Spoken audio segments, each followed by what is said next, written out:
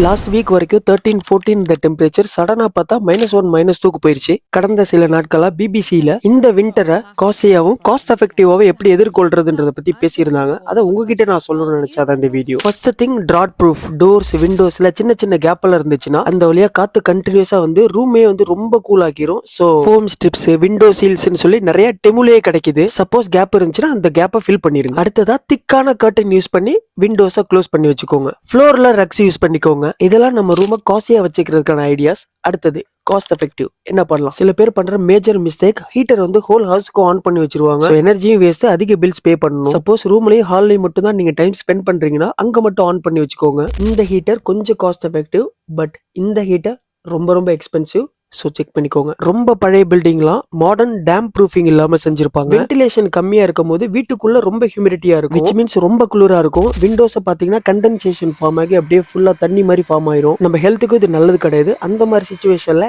Dehumidifier use பண்ணுங்க.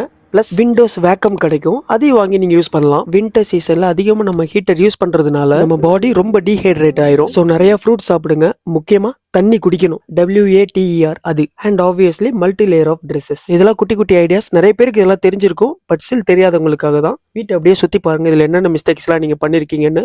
இதே மாதிரி நிறைய இன்ட்ரெஸ்டிங் அண்ட் யூஸ்ஃபுல் கண்டென்ட்ஸோட உங்களை வந்து சந்திக்கிறேன். அதுவரை stay tune with Sunil diaries.